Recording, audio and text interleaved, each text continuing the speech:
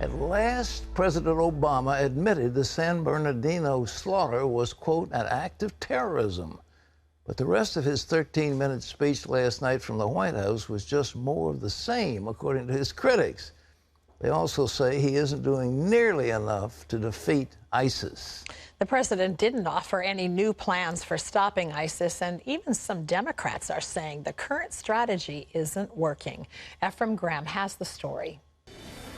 The threat from terrorism is real, but we will overcome it.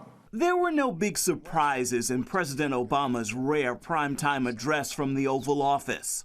He acknowledged last week's shooting in California was terrorism and ordered a review of the visa program that allowed the female killer in that shooting to enter the United States. But he stressed America is not at war with Islam, and the country must not turn against Muslims. As Commander-in-Chief, I have no greater responsibility than the security of the American people. With that, the president again called for legislation that would prevent anyone on the terror watch list from being able to buy a gun. But he announced no changes in his strategy against ISIS in Syria and Iraq. And nothing that happened in the speech tonight is going to assuage people's fears. Republicans wasted no time reacting to the address. Donald Trump tweeted, "Is that all there is? We need a new president fast." Trump also noted the president would not say we're at war with radical Islamic terrorists. And even the frontrunner for the Democratic presidential nomination is raising questions about the current strategy to defeat ISIS. Well, we're not winning, but it's too soon to say that we are doing everything we need to do. President Obama may have given his Sunday speech from the Oval Office because his team believes his message about his plan to defeat ISIS isn't getting through to the American people. Even in this political season, let's not forget that freedom is more powerful than fear. But there's no guarantee that this speech will change many minds in his favor. Ephraim Graham, CBN News.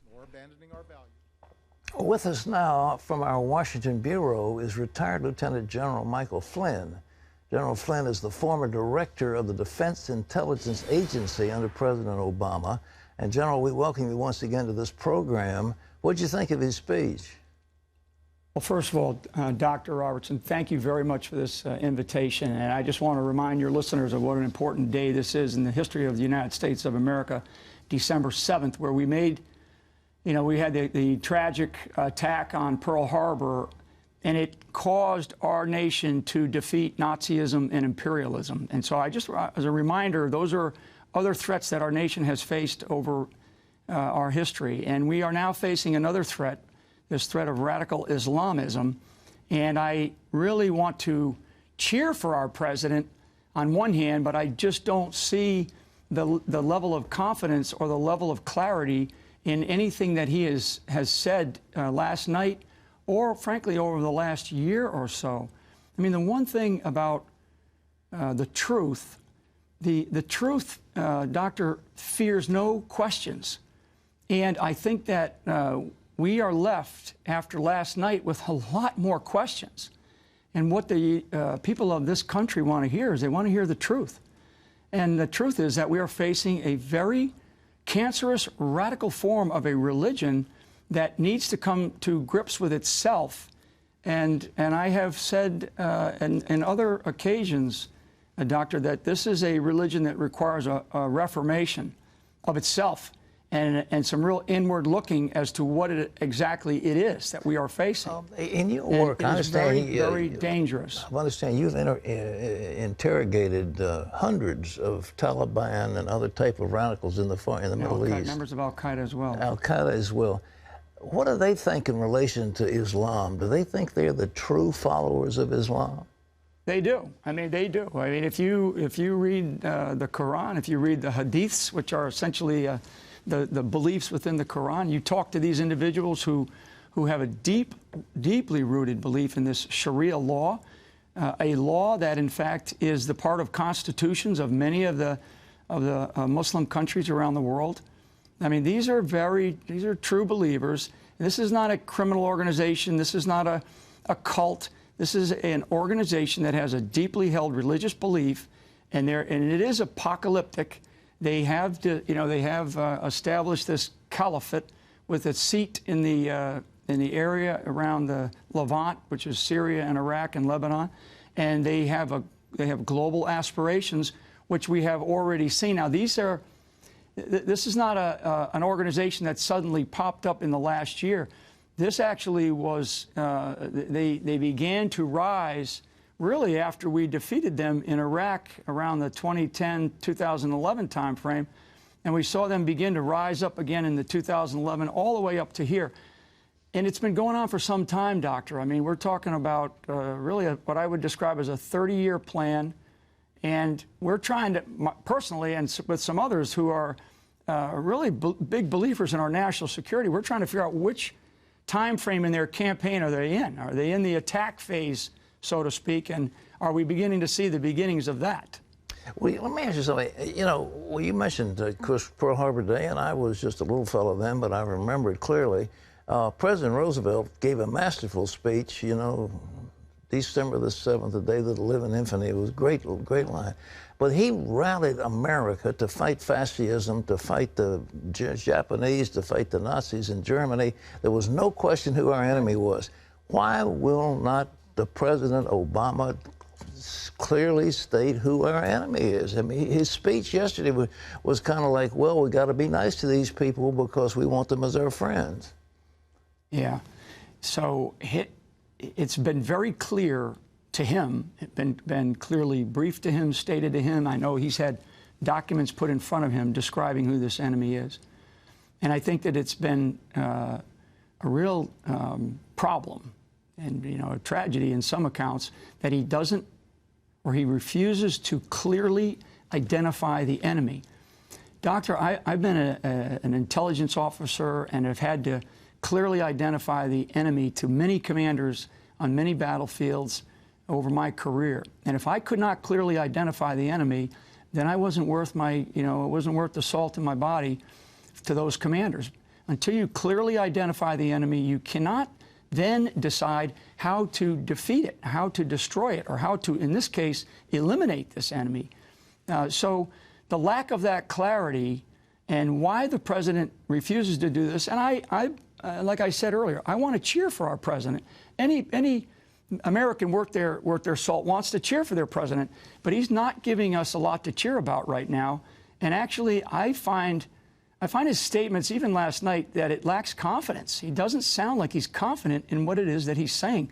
The fact that he even had to say that it was an act of terror didn't seem like he was really, he wanted to say that. I mean, he has got to be strong. He's got to be confident. We want to see leadership out of our president so we can cheer for him so this country can figure out what it is that we are going to have to face when we talk about this radical form of Islamism, which is going to take a long time to eliminate.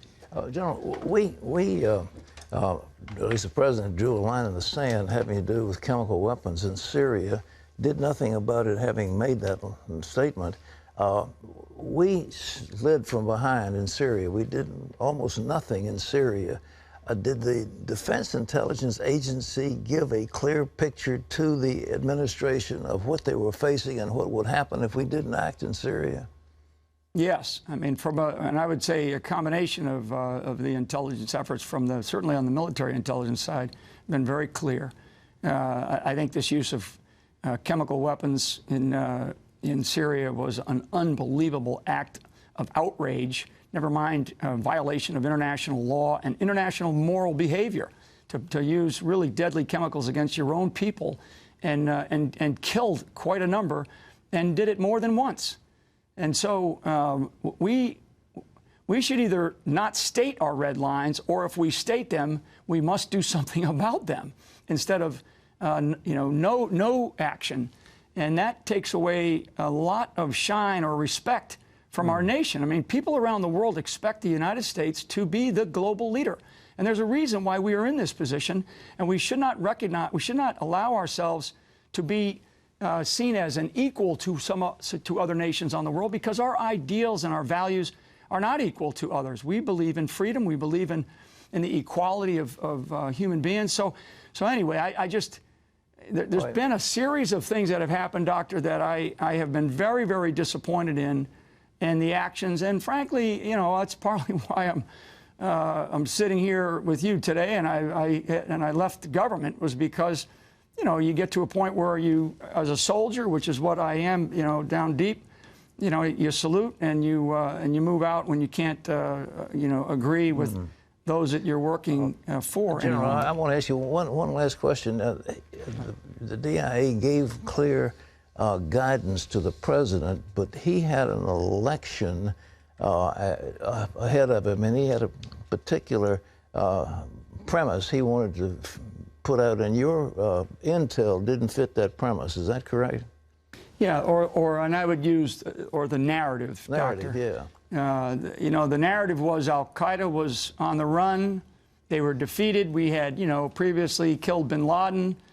So there was a sense of sort of, I would just describe it as political euphoria, and it didn't fit a particular narrative. And therefore, you know, that they did not want to accept that, well, in fact, these guys are rising. They are increasing. At that time, my assessment, our assessment, was that the number of groups had almost doubled in size. These groups of terrorist groups that were associated in some capacity with Al-Qaeda. So for anybody to say that, you know, that they were on the run is irresponsible. And we now are facing a problem that we've given a lot of time to grow, and we're going to have to deal with it in vastly different ways, Doctor. I mean, this is, for your listeners, and I want people to understand that this enemy has the willingness and intent to steal away our way of life. And what we have to do is we have to take away their excuses for the kind of vitriol and these ideas that they are trying to expose to not you know, a few thousand, but millions around the world. So this is going to be a long-term problem. We're going to have a lot to face, and we're going to have to really come up with a far more detailed campaign and a strategy that goes with that. And it's not going to be this next president. This next president hopefully will get us started, but this is something that's going to transcend many presidents, potentially for another generation or longer, until we really figure out what it is that we are going to have to do in order to really eliminate this idea. Well, General Flynn, thank you so much for the clarity of your voice, and we appreciate the stand you're taking. General Michael Flynn, God bless you.